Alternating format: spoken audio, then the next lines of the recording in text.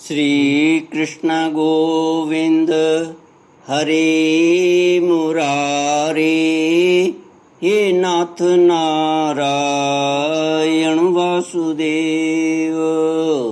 श्री कृष्ण गोविंद हरे मुरारे, हे नाथ नारायण वासुदेव। ओम नमो भगवते वासुदेवाय। ओम नमो भगवते वासुदेवाय।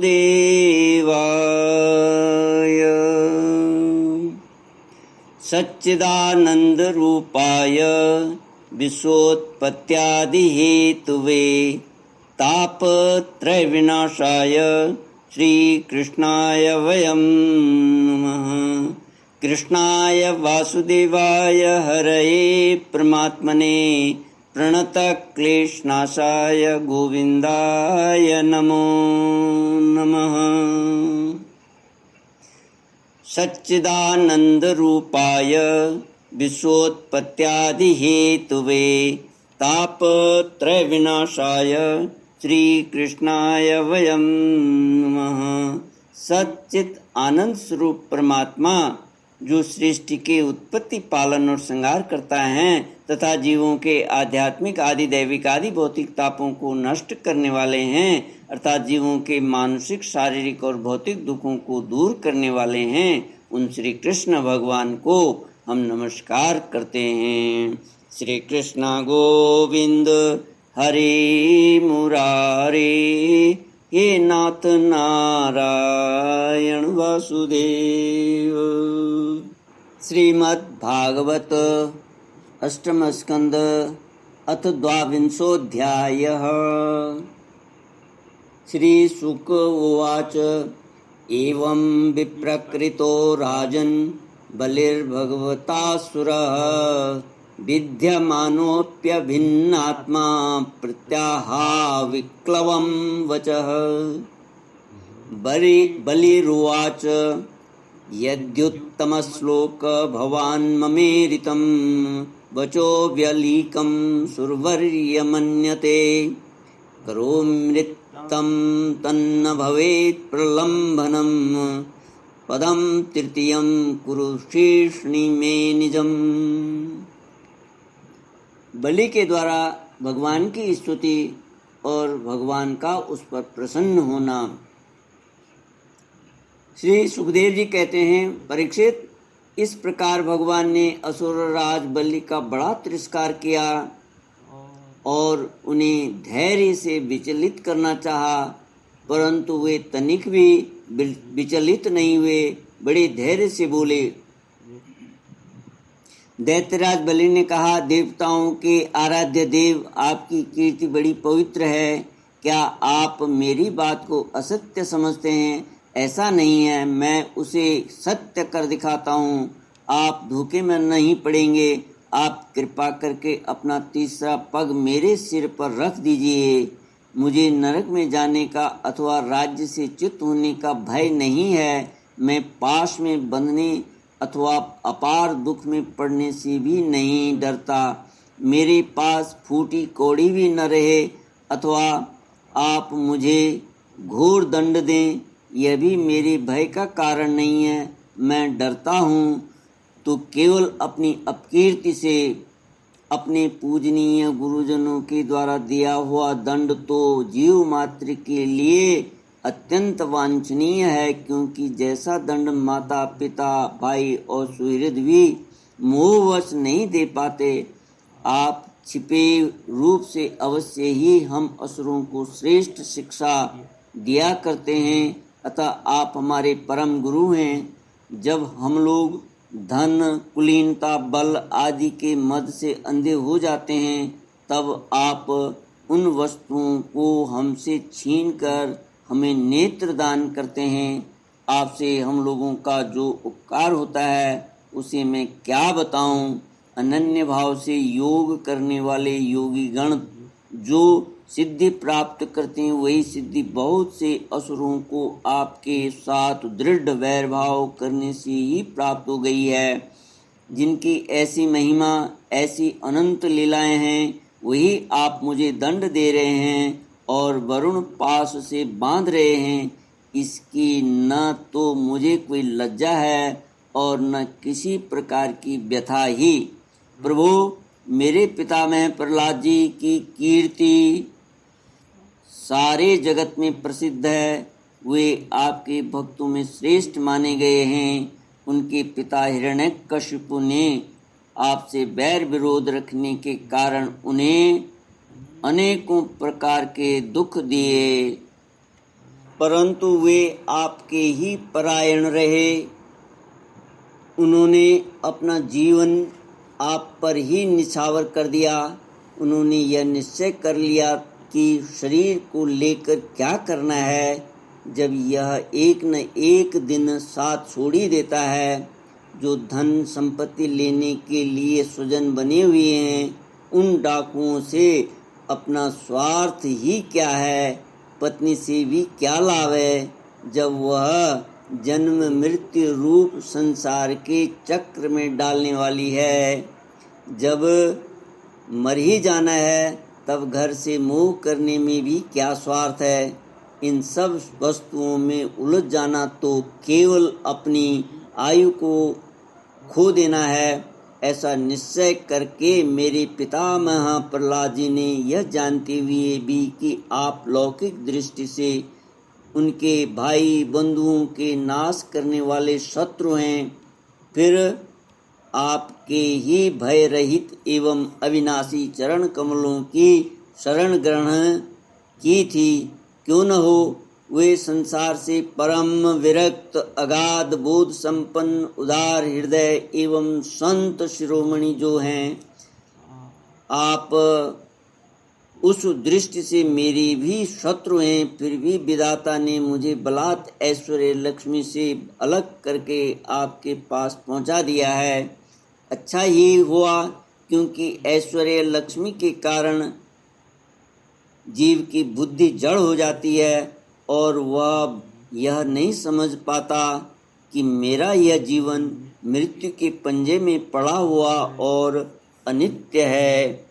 श्री सुखदेव जी कहते हैं, परीक्षित, राजा बलि इस प्रकार कह ही रहे थे कि उदय होते हुए चंद्रमा के समान भगवान के प्रेम पात्र प्रहलाद जी वहाँ आ पहुँचे। राजा बलि ने देखा कि मेरे पितामह बड़े श्री संपन्न हैं, कमल के समान कोमल नेत्र हैं, लंबी लंबी भुजाएं हैं, सुंदर ऊंचे और श्यामल शरीर पर पीताम्बर धारण किए हुए हैं। बलि इस समय वरुण पास में बंधे हुए थे, इसलिए प्रहलाद जी के आने पर जैसे पहले वे उनकी पूजा किया करते थे, उस प्रकार न कर सके। उनके नेत्र आंसू से चंचल हो उठे, लज्जा के मारे मुंह नीचा हो गया। उन्होंने केवल सिर झुकाकर उन्हें नमस्कार किया। प्रहलाद जी ने देखा कि भक्त वत्सल भगवान वहीं विराजमान हैं और सुनंद, नंद आदि पार्षद उनकी सेवा कर रहे हैं। प्रेम के उद्रेक से प्रहलाद जी का शरीर पुलकित हो गया, उनकी आंखों में आंसू छलक आए। वे आनंद पूर्ण हृदय से सिर झुकाए अपने स्वामी के पास गए और पृथ्वी पर सिर रखकर उन्हें साष्टांग प्रणाम किया। श्री कृष्ण गोविंद हरे मुरारे, ये नाथ नारायण वासुदेव।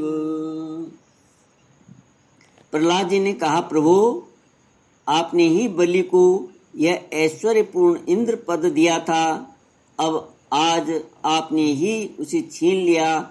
आपका देना जैसा सुंदर है वैसा ही सुंदर लेना भी है। मैं समझता हूँ कि आपने इस पर बड़ी भारी कृपा की है, जो आत्मा को मोहित करने वाली राज्य लक्ष्मी से इसे अलग कर दिया।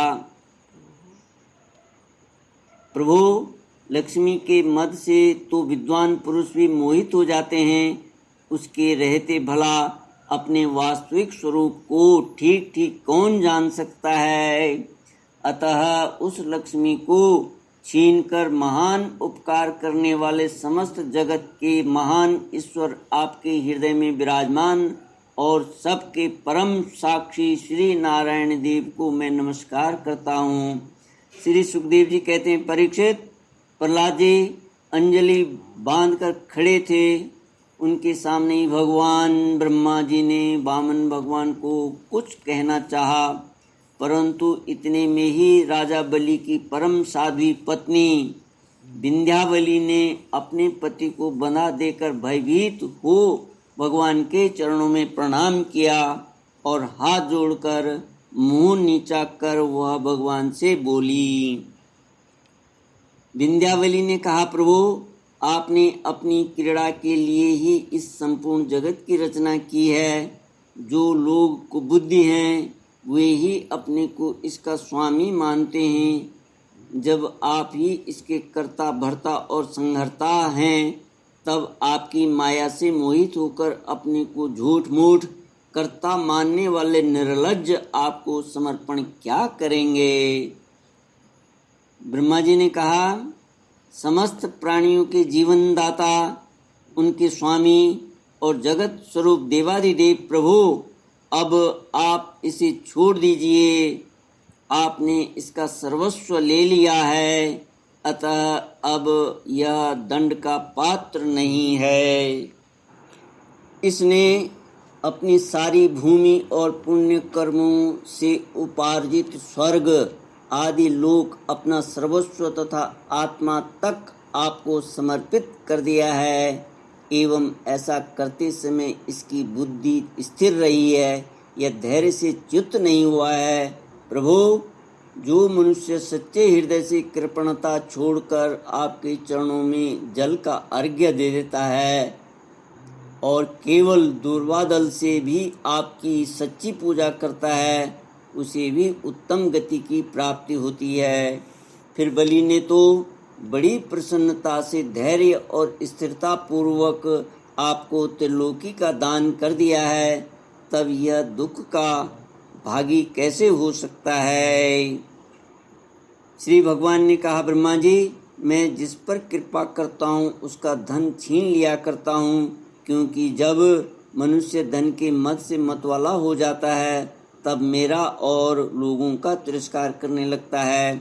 यह जीव अपने कर्मों के कारण विवश होकर अपने अनेक योनियों में भटकता रहता है। जब कभी मेरी बड़ी कृपा से मनुष्य का शरीर प्राप्त करता है, मनुष्य योनि में जन्म लेकर यदि कुलीनता, कर्म, अवस्था, रूप, विद्या, ऐश्वर्य और धन आदि के कारण घमंड न हो जाए, तो समझना चाहिए कि मेरी बड़ी ही कृपा है।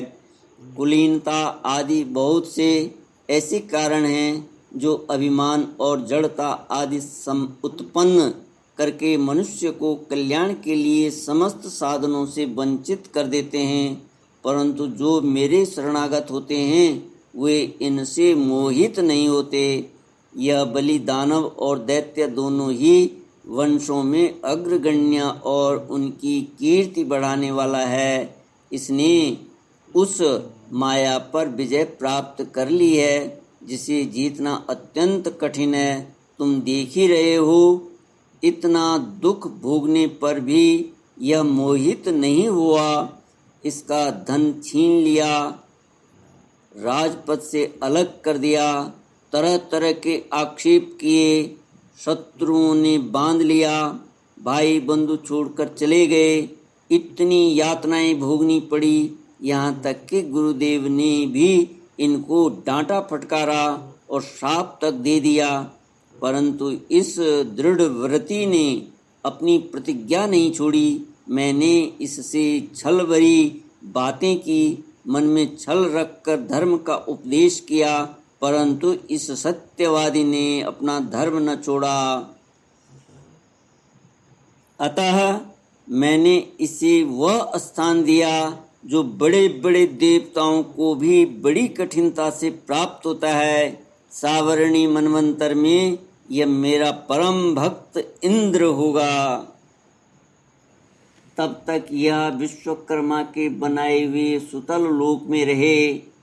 वहाँ रहने वाले लोग मेरी कृपा दृष्टि का अनुभव करते हैं, इसलिए उन्हें शारीरिक अथवा मानसिक रोग, थकावट, तंद्रा, बाहरी या भीतरी शत्रुओं से पराजय और किसी प्रकार के विघ्नों का सामना नहीं करना पड़ता।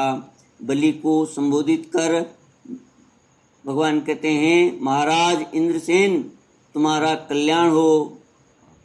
अब तुम अपने भाई बंधुओं के साथ इस सुतल लोक में जाओ, उस सुतल लोक में जाओ जिसे स्वर्ग के देवता भी चाहते रहते हैं। बड़े बड़े लोकपाल भी अब तुम्हें पराजित नहीं कर सकेंगे, दूसरों की तो बात ही क्या। जो दैत्य तुम्हारी आज्ञा का उल्लंघन करेंगे, मेरा चक्र उनके टुकड़े टुकड़े कर देगा।